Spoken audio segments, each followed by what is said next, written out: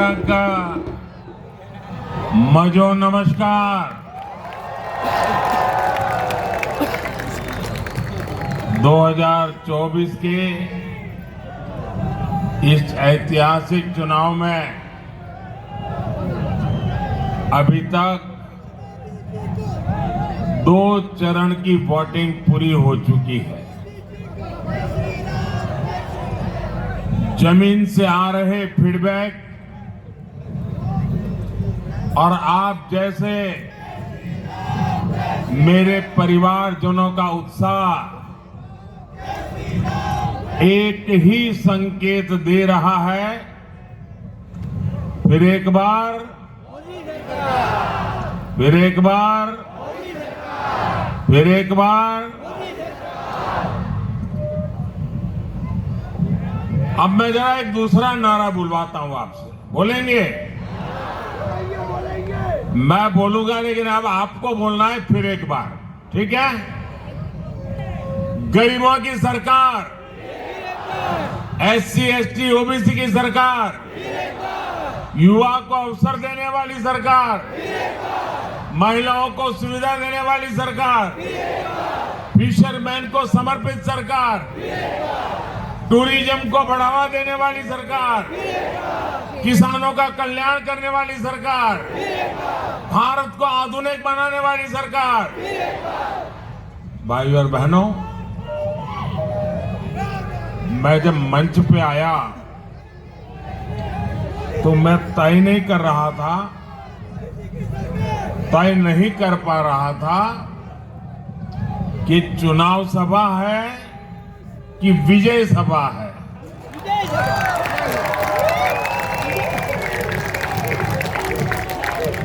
आपका उमंग उत्साह देख करके लग रहा है कि जैसे आप विजय सभा ऑर्गेनाइज की है।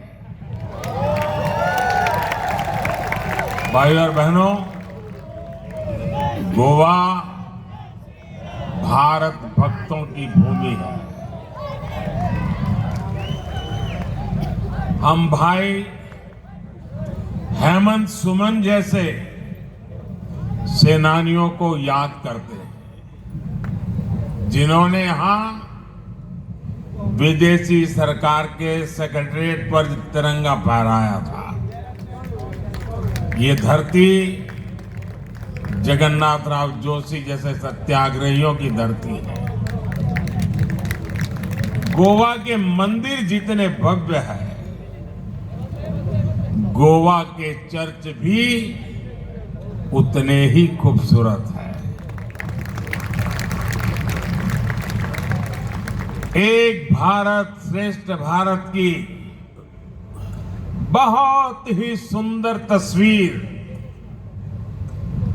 गोवा में दिखती है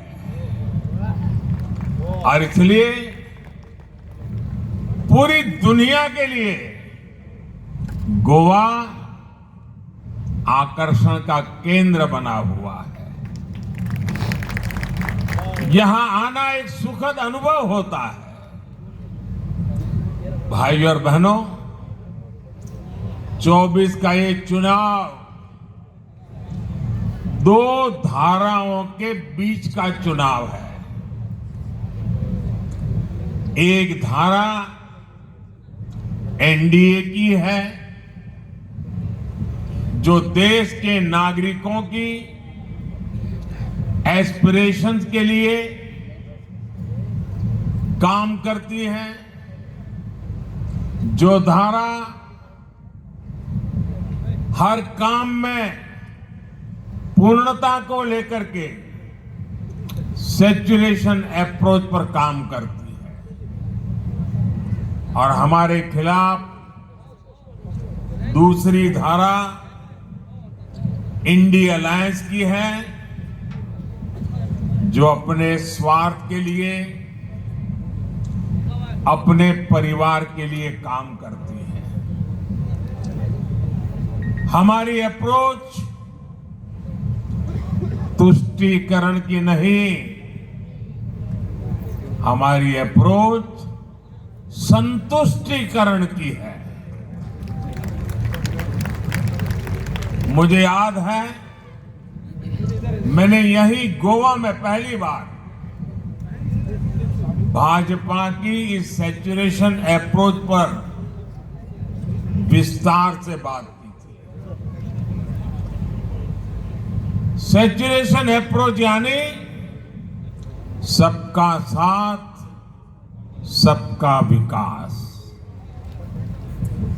सैचुरेशन अप्रोच यानी बिना किसी भेदभाव सभी सरकारी योजनाओं का लाभ मिलना चाहिए। और हमारा गोवा तो इस सैचुरेशन अप्रोच का बेहतरीन मॉडल है। हमारे प्रमोद सावंत जी के नेतृत्व में उनकी पूरी टीम ने सैचुरेशन अप्रोच को जिस प्रकार से जमीन पर उतारा है, यहां टॉयलेट कवरेज कितनी है? 100%। यहां बिजली कवरेज कितनी है? 100%। यहां एलपीजी कवरेज कितनी है? 100%। यहां नल कनेक्शन कितने हैं? 100%। और यही तो सच्चा सेक्युलरिज्म है। यही तो सच्चा सोशल जस्टिस है। इस 100% गवर्नेंस की गारंटी से सबसे अधिक लाभ गरीब को हुआ है, हमारे किसान भाई बहन को हुआ है, हमारे मछुआरे भाई बहनों को हुआ है, हमारी माताओं बहनों को हुआ है। साथियों, पिछले 10 वर्षों में इतना सब कुछ हुआ है, लेकिन मोदी चैन से बैठता नहीं है।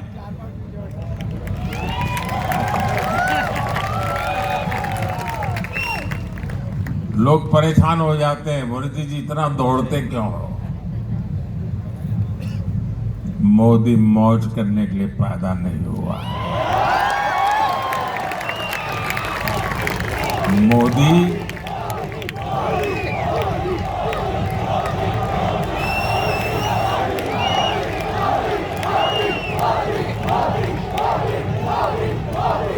मोदी दिन रात आपके सपनों को जीता है।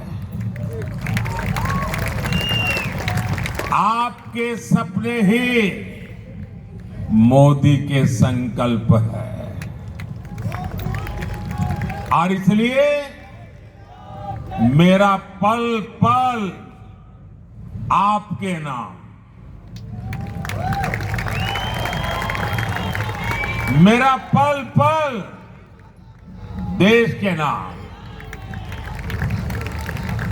24/7 फॉर 2047।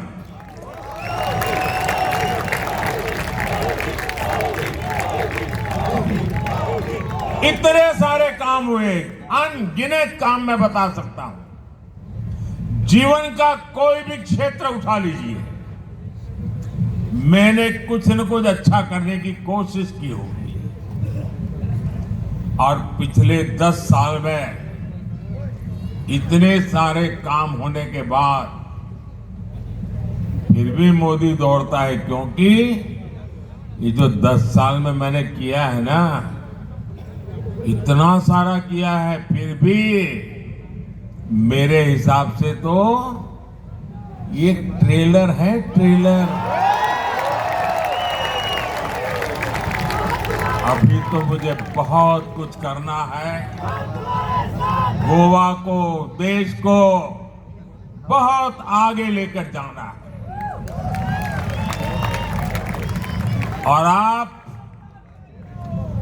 मोदी की गारंटी नोट करके रखिए। आने वाले साल में गरीबों के 3 करोड़ नए पक्के घर बनेंगे।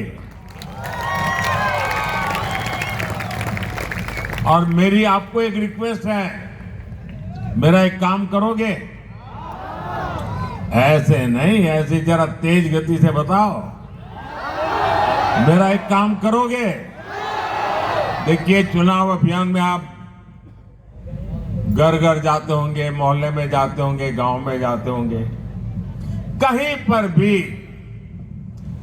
अगर कोई ऐसा परिवार ध्यान में आए कि जिसको अभी पक्का घर नहीं मिला है, हो सकता है गांव में 5 लोगों को मिल गया होगा, एक आध छूट गया होगा, आप उनका नाम पता लिख लीजिए, मुझे भेज दीजिए।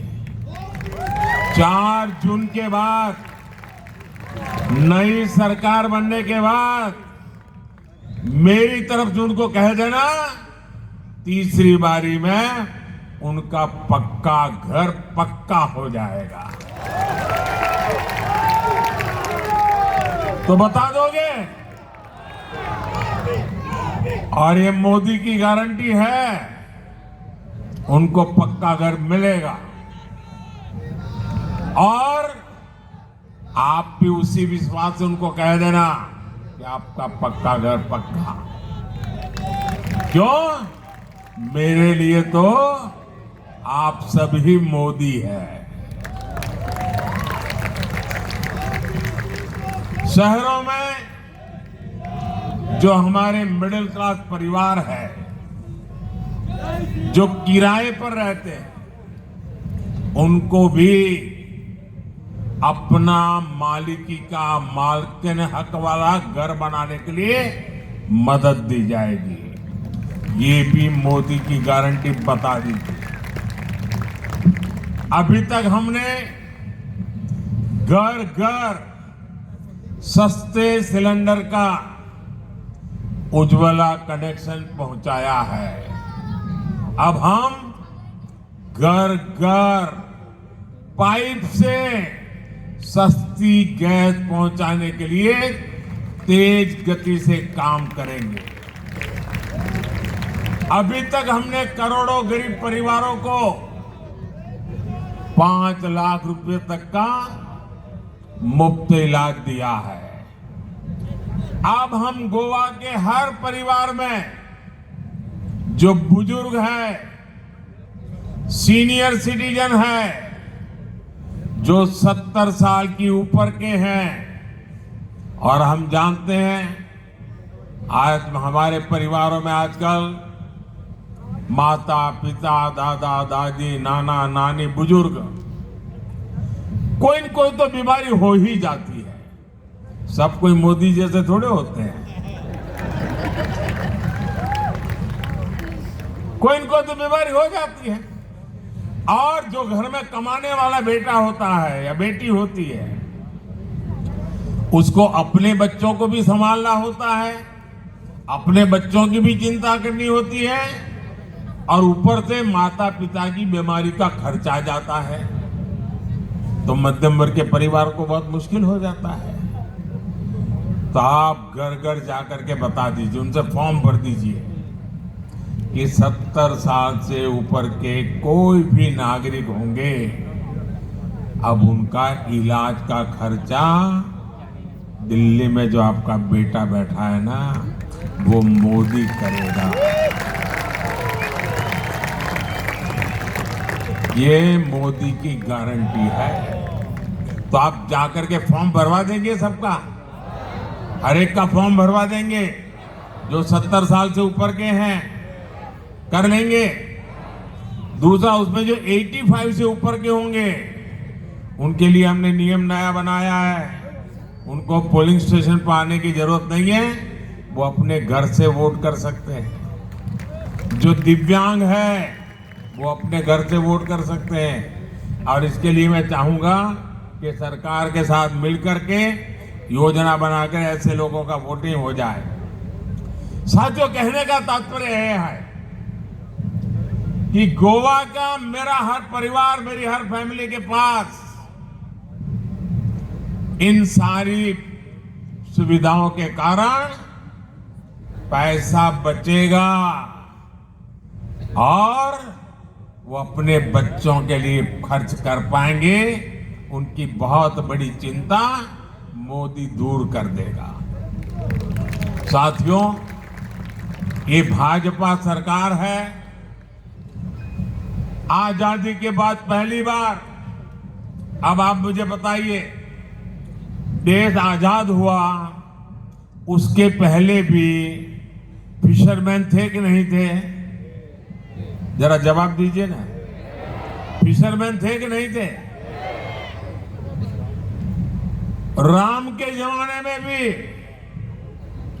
मछुआरे थे कि नहीं थे? लेकिन देश आजाद होने के बाद ये कांग्रेस सरकार वालों को कभी मछुआरों की याद नहीं आई।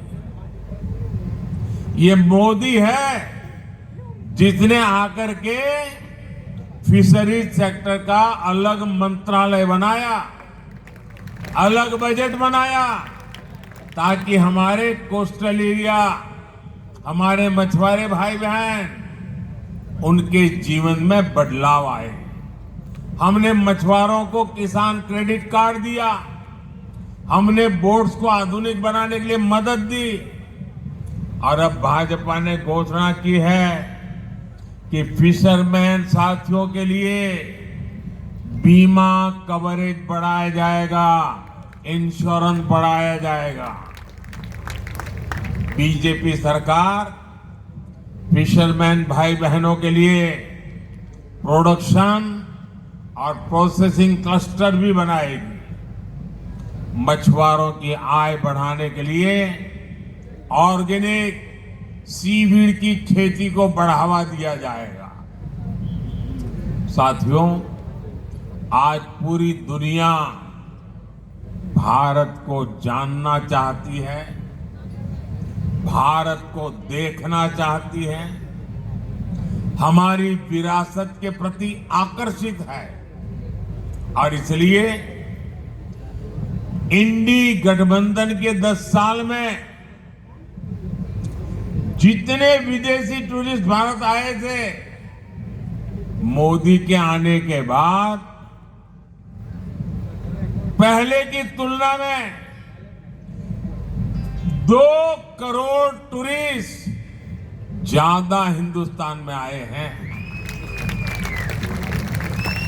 इंडी अलायंस के समय 10 साल की तुलना में विदेशी टूरिस्ट से मिलने वाला फॉरेन एक्सचेंज मोदी के कालखंड में डबल हो गया, डबल। और इसका सबसे ज्यादा लाभ गोवा को ही मिलता है। इसमें बीजेपी सरकार की ई टूरिस्ट वीजा की बड़ी भूमिका रही है। इन सब का फायदा गोवा के आप मेरे सभी भाई बहनों को हो रहा है। ये भाजपा की ही सरकार है जिसने कोरोना के समय में पूरे देश में, ये आपको याद होना चाहिए, जब हमें वैक्सीन देने की बात आई, मैंने कहा सबसे पहले गोवा को मौका देना चाहिए, और हिंदुस्तान में सबसे पहले पूरे राज्य का वैक्सीनेशन, सभी नागरिकों का वैक्सीनेशन गोवा में हुआ था। क्यों? इसके पीछे कारण था। पॉलिटिकल आदमी क्या सोचता कि भाई जहां 40-50 पार्लियामेंट की सीटें हैं, पहले वहां काम करो। ये 2 सीट वाले हैं, अभी जल्दी क्या है? मोदी सीट का हिसाब नहीं लगाता है, चुनावी का लेखा जोखा नहीं लगाता है। मुझे मालूम था कि गोवा में अगर वैक्सीनेशन का काम हो जाता है तो टूरिस्ट यहां आने में जरा भी झिझक नहीं करेगा, और मेरा गोवा का टूरिज्म तुरंत चालू हो जाएगा। दिल्ली में बैठ करके गोवा की इतनी बारीकी से चिंता करने वाली इसके पहले कभी कोई सरकार नहीं आई होगी, ये मैं आपको दावा करना चाहता हूं। साथियों, भाजपा गोवा को इंटरनेशनल कॉन्फ्रेंस का भी एक बड़ा केंद्र बनाने में जुटी है। आजकल कॉन्फ्रेंस टूरिज्म बड़ा महत्व का है। आपने देखा होगा स्पोर्ट्स भी एक बहुत बड़ा टूरिज्म का सेंटर बन रहा है। आपने देखा होगा, हमने ब्रिक्स समिट गोवा में की थी, हमने G20 की कितनी शानदार मीटिंग यहां ऑर्गेनाइज की, और पूरी दुनिया में हमने गोवा का ब्रांडिंग मार्केटिंग का प्रयास किया। हमने ब्रिक्स देशों का फुटबॉल कंपटीशन भी यही किया गोवा में। हमारी सरकार गोवा के इंफ्रास्ट्रक्चर पर बहुत काम कर रही है। गोवा के दोनों एयरपोर्ट से यहां टूरिज्म को, और आजकल मैं एक नया मिशन लेके चला हूं, वो भी गोवा के लिए ही है। मैं हर किसी को कहता हूं, मेड इन इंडिया। शादी करने के लिए दुनिया में जाकर के रुपये बर्बाद करने की जरूरत नहीं है। मेरे देश में गोवा जैसी शानदार जगह है, शादियां यहां होनी चाहिए। और मेरा मूवमेंट है मेड इन इंडिया, ताकि यहां मेरे लोगों को रोजी रोटी मिले। जुवारी ब्रिज और वंदे भारत ट्रेन जैसी सुविधाएं गोवा की कनेक्टिविटी को और सशक्त कर रही है। आयुष अस्पताल से यहां वेलनेस को भी बढ़ावा मिल रहा है। साथियों, ये हमारा गोवा फुटबॉल की धरती है, और इसलिए भारत में ओलंपिक हो, ये गोवा का कौन नौजवान है जो नहीं चाहता होगा। मैं गोवा के खेल प्रेमियों को ये भी बस गारंटी देता हूं, भारत में ओलंपिक हो, आपका ये सपना भी हम जरूर पूरा करेंगे, ये आपको मैं वादा करता हूं। साथियों, गोवा को विकास की नई ऊंचाई पर ले जाने के इन प्रयासों के बीच कांग्रेस और उसके साथी हर तरफ देश में नेगेटिविटी फैलाने में जुटे हैं। कांग्रेस सिर्फ वोट बैंक के लिए एक भारत श्रेष्ठ भारत की भावना का, हमारे संविधान का अपमान कर रही है। इससे जुड़ा एक बड़ा खुलासा गोवा में कांग्रेस के कैंडिडेट ने भी किया है। इस खुलासे ने कांग्रेस की सच्चाई बता दी है। उसका हिडन एजेंडा बाहर लाए हैं कि देश का संविधान उसके लिए कोई मायने नहीं रखता। साथियों, ये वोट बैंक के लिए कांग्रेस की सोची समझी साजिश है, और ये अकेली घटना नहीं है। देश को बांटने वाली बात कर्नाटका के कांग्रेस सांसद ने कही है। कांग्रेस की यही सोच है जिसके कारण 70 साल तक जम्मू कश्मीर में आर्टिकल 370 बना रहा, जिसके कारण देश सालों साल तक आतंकवाद की आग में जलता रहा। आपके एक वोट ने आर्टिकल 370 को जमीन के भीतर दफना दिया। दोस्तों, वो इतिहास के पन्नों पर जड़ गया, और मेरे मित्र मनोहर पार्रिकर अगर आज हमारे बीच होते तो शायद एक खबर उनके लिए खुशी की खबर। लेकिन इंडी गठबंधन आर्टिकल 370 को भी वापस लाने की बात कर रही है। मुझे बताइए मेरे गोवा के भाई बहन, क्या आर्टिकल 370 वापस लाने देंगे? क्या कांग्रेस के मंसूबे पार होने देंगे क्या? साथियों, कांग्रेस वोट बैंक के तुष्टीकरण के लिए खतरनाक खेल में जुटी है। कांग्रेस धर्म के आधार पर आरक्षण देना चाहती है। कांग्रेस SC, ST, OBC के हक में से एक हिस्सा अपने वोट बैंक को देना चाहती है। कर्नाटका में इन्होंने ये काम शुरू भी कर दिया है।